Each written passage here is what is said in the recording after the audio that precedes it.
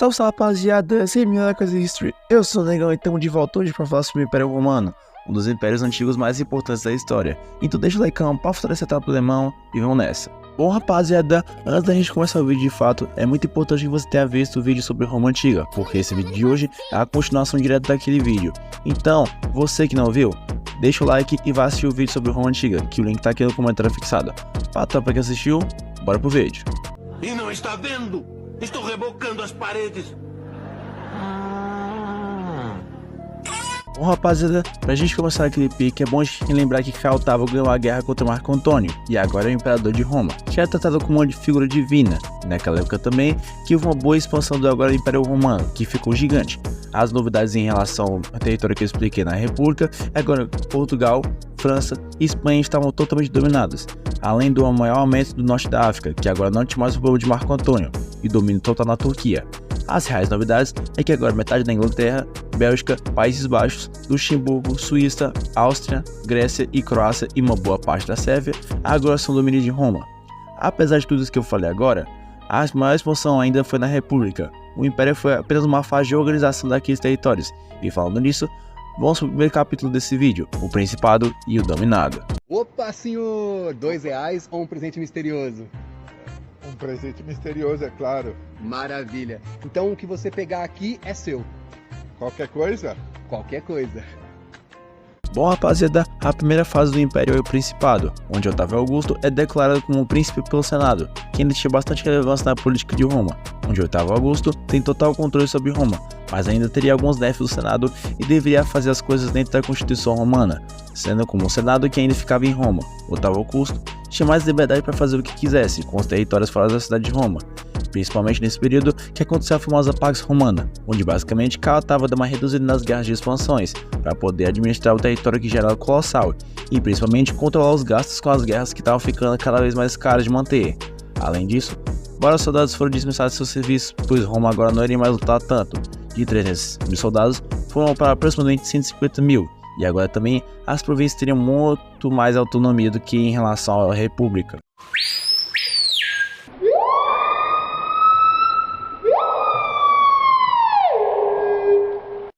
Depois disso a gente tem o Dominado, onde basicamente o imperador agora estaria acima da própria Constituição Romana e podia acomodar tudo sem ameaças ou resistências, e também não precisava escutar o Senado. Outro acontecimento muito importante e conhecido é a política do pão e circo, onde basicamente o governo de Roma passa a construir mais monumentos, estruturas e outras obras públicas, sendo a mais famosa delas o Coliseu, que é um lugar de entretenimento para o povo, onde os escravos e prisioneiros eram forçados a fazer um battle royale enquanto o público assistia, daí que vem o circo. O pão era que o governo passou a entregar comida para satisfazer a população enquanto assistia as outras no Coliseu. Essa política tinha o objetivo de acalmar o povo que estava revoltado com o imperador, que não estava satisfazendo a população suficiente. Para se ter uma noção, dos 365 dias do calendário juliano, 182 eram feriados.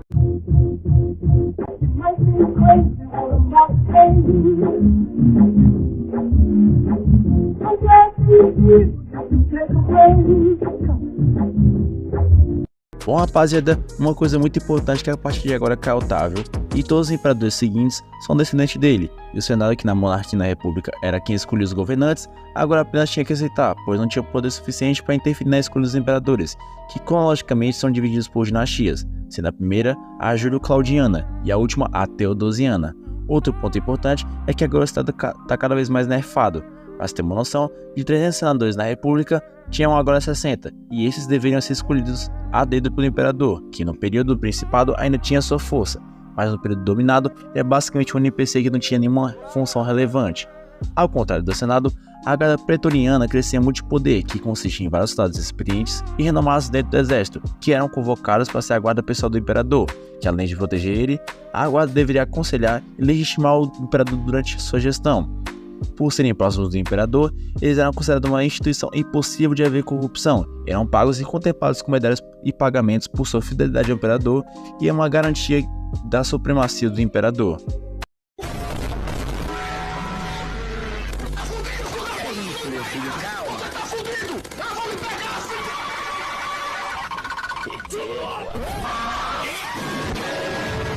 Bom, rapaziada, partindo agora pro desenrolar do Império Romano, tudo acontece no período dominado, que é o período onde o imperador tinha todo o poder sobre Roma, assim como eu expliquei antes.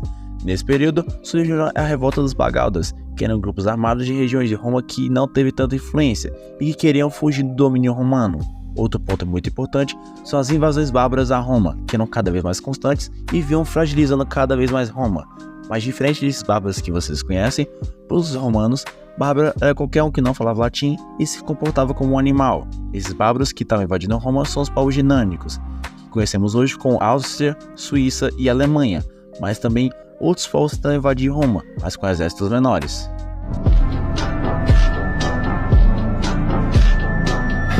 Where's everyone going? Bingo? Com tudo isso acontecendo, o imperador na época de Diocleciano tentando acalmar as coisas, transformou Roma numa tetrarquia, que basicamente agora Diocleciano foi promovido para Augusto justamente por Maximiano, justamente por ele ter solado geral na revolta dos Bagaudos. Para fechar o squad, Galera e Constâncio, por terem pego as filhas dos outros dois, também são promovidos, mas agora para César, ou seja, imperadores de Roma, mais abaixo de Maximiano e Diocleciano, e assim como o segundo triunvirato, cada um dos quatro pegou uma parte de Roma para comandar. Isso tudo aconteceu porque a toda hora tinha um rumor diferente sobre alguém que poderia tirar Diocleciano do poder, e até mesmo mandando ele jogar no Vasco, fora outras revoltas que estavam rolando em várias partes de Roma, que para quem não se tocou ainda, é no período dominado que era considerado a parte final de Roma. Isso pode ser explicado justamente por conta da expansão de Roma, pois muitos povos aceitaram sua derrota para Roma, mas muitos também não aceitaram, além de várias disputas políticas, pois como o território é muito grande, cada um com muita força poderia dominar facilmente alguma região do Império Romano, justamente com vários golpes de estado ao mesmo tempo. Tomando uma cerveja lá, um vinho, e ele pegou, deixou o pessoal ir saindo, e eu confiando nele porque nós éramos amigos, né?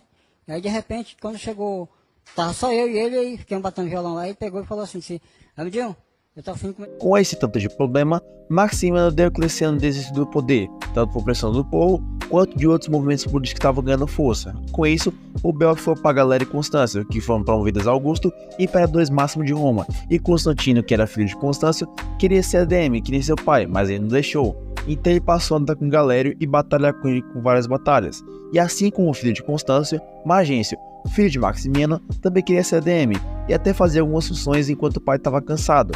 Constantino então, que andava com Galério, era responsável por acabar com todas as ameaças políticas, e por ficar muito bom nisso, Galério resolveu passar o título de ADM para Constantino, que é promovido agora a Augusto, e governou Roma, acabando com a tetrarquia de Diocleciano, e finalmente conseguindo unificar o Império Romano por algum tempo, mas ainda com rebeliões e invasões germânicas. Para tentar resolver as coisas, Constantino constrói e muda a capital romana para a famosa cidade de Constantinopla, que hoje é Istambul, na Turquia. Além disso, um ponto muito importante que eu resolvi dizer apenas agora é a presença do cristianismo, que nasceu em Roma bem na época do Pão e Circo, que nem eu falei no começo do vídeo. É nesse governo de Constantino que os cristãos que geram uma boa quantidade de fiéis não seriam mais perseguidos, pois antes os cristãos eram perseguidos e forçados a jogar no Vasco. Isso acontecia porque a doutrina cristã ameaçava a cultura de vários deuses de Roma, e principalmente por ter atingido a plebe, que poderia se revoltar contra o governo. Alguém sabe me indicar um remédio para dor no maxilar? Eu tive que enfaixar meu maxilar de tanta dor que eu tô sentindo. Não consigo parar de rir do Corinthians. Perdeu de novo. Após Constantino, Valentiniano assumiu o Império Romano, que agora seria dividido em Império do Oriente e Império do Ocidente. Antes disso acontecer, o último imperador que comandou todo o império foi Teodósio, que depois de estar com Vasco, seus filhos fizeram divisão dos impérios como a gente conhece, e cada um dos filhos comandava um dos dois lados. Por exemplo, quem pegou o Império do Oriente foi Arcádio, e Honório pegou o do Ocidente. Outro ponto muito importante sobre essa divisão é que agora cada um dos dois lados seriam meio que independentes, ou seja, o grande Império Romano foi dividido em dois impérios menores independentes, cada um com sua economia e religião. Por exemplo, a religião do Oriente é o Césaropapismo, é como se fosse um catolicismo no sentido de ter uma figura como o Papa, e o do Ocidente, o cristianismo.